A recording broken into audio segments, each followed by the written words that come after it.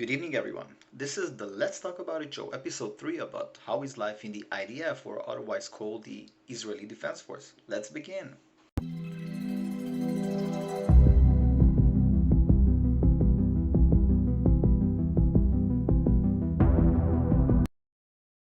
When thinking about an army experience, you think, oh, is that a good place to be in? Oh, is it a hard place to be in? Oh, am I fitting? What would my life be after the army? Am I going to die? Well, who said the army is easy, right? Neither butter is. It's not spreadable. And neither our life. But today I'm here to speak about what an experience you could have from the army, not how hard it is. So, make a long story short, I enrolled in February 2012 for the IDF, or the Israeli Defense Force, with other words. I have been recruited in a base up north for newcomers because basically I came back to Israel after 9 long years in 2011. Therefore, I needed to be in a base for 3 weeks. After that, I was transferred to my regular recruiting base, which was military police base. Considering the fact that I was quite frightened, to be honest, I was really enjoying my first part of the army. It was really a nice place to be. Clean, respectful, nice. Although it was quite the distance to drive, but I did enjoy it. And the following recruiting period was for another 2 months, plus the 3 weeks before. It was nearly 3 months total. In Israel, you call it sector or sector 02, 03. Given the months you do the army. It could be even for fighters like 6, 7, 8 months of recruitment, and then you're doing your fully uh, fully army service for the following nearly 2 years. After finishing to be recruited in a military police base, I've been transferred to my base here in Jerusalem, and it was in the border police. Now, this job, don't be afraid, it's not that frightening as it sounds, but it is very hard. It is a place that a lot of people could be in, both um, those who are not sure and both those who are strong. But being strong does not mean that you need to be strong physically. It means that you need to have self-confidence being in the army, because the army fits those who want. Serving in this part of my life was quite the experience, because not only I've learned many things, but I've been disappointed as well. Disappointed by the fact that the Israeli army is offering you both a lot of ways to teach you how to prepare for life, for the so-called civil life afterwards. And both are putting you in dangerous situations in which you need to decide whether you are willing to stay or whether you are giving up. Let's not forget, in the army you cannot give up that quickly. Really not. This is not a question of if we can run away. It is mostly of how you can deal with situations, and life and death situations are not necessarily the talk here. It's most about what you can do here and here. My main work as a military policeman at the borders was to verify, and I apologize in advance for those who might watch.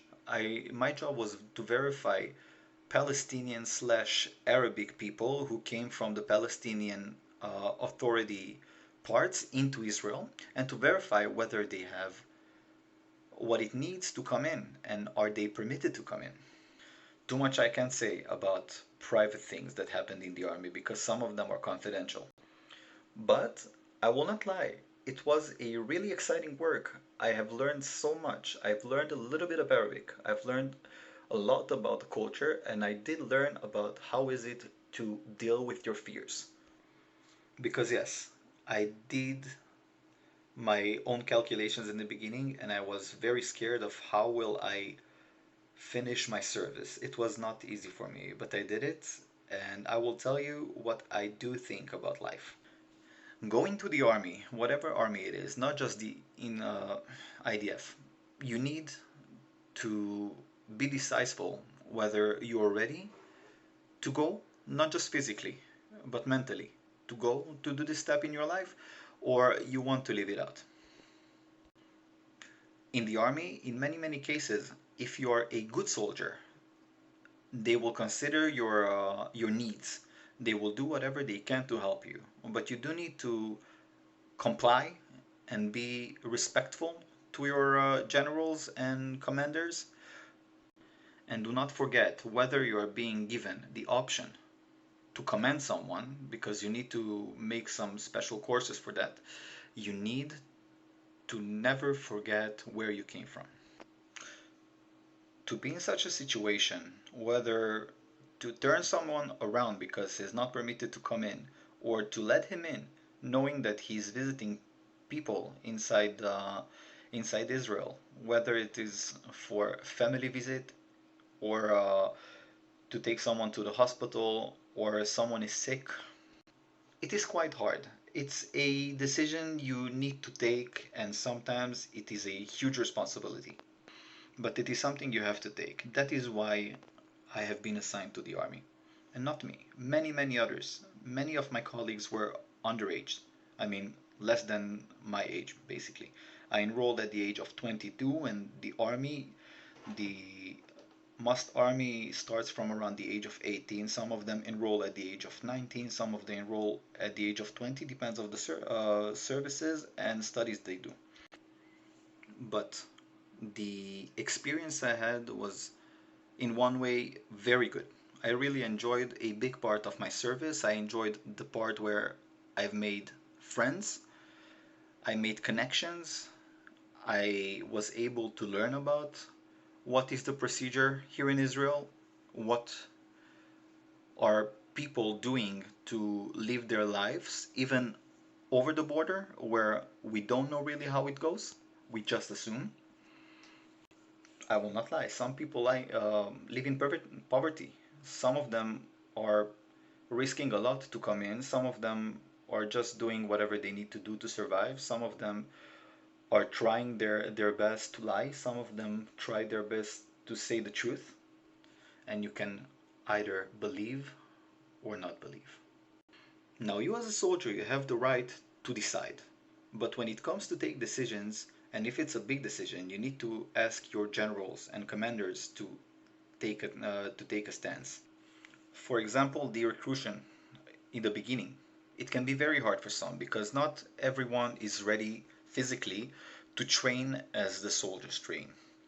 But they do take in consideration in many situations the fact if you are ill or you have any symptoms of prior illness, or if uh, you're not in your shape, your best shape, they will do whatever they can to help you, but you need to do your best to show the generals how you give your best.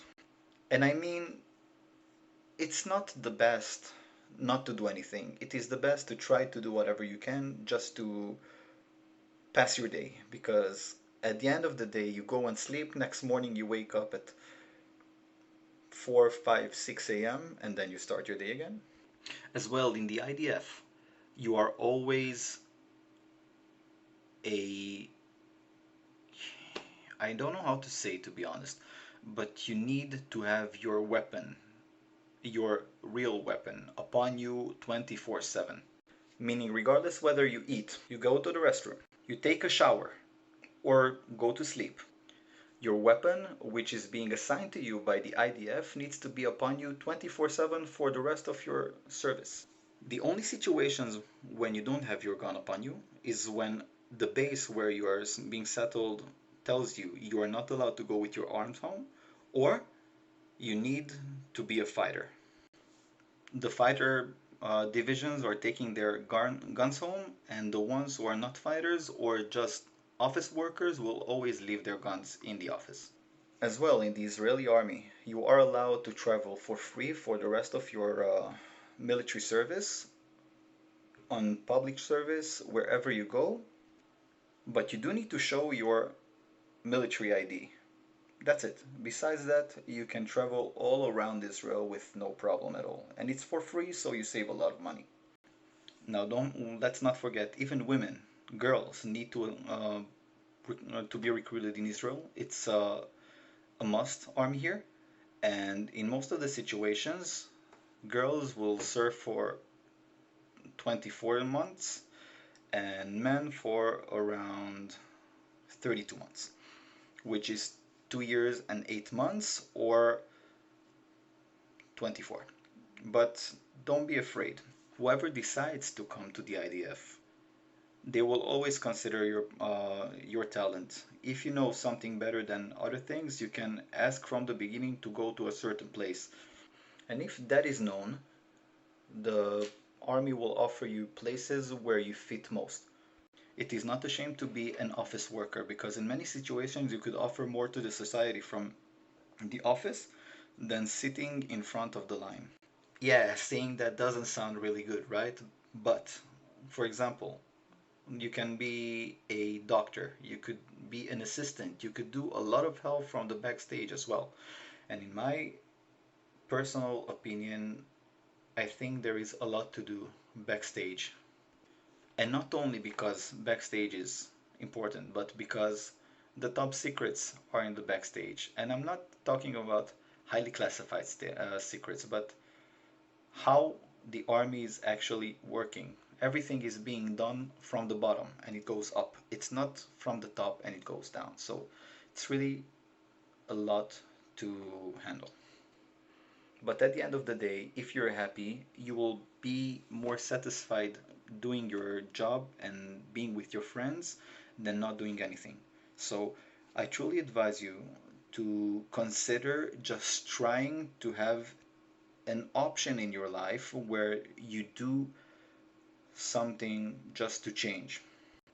If you feel you need a change in your life, and I mean something that would really give you a, a harsh, meaningful understanding and, um, how should I say, a meaningful purpose for your following years, and if you're a young teenager or a young person above the age of 20, you should try at least an army um, training, not necessarily service, but an army training for at least 3 months. And if you want to be in the army, you could serve for 1 year, although it's only the ones who want.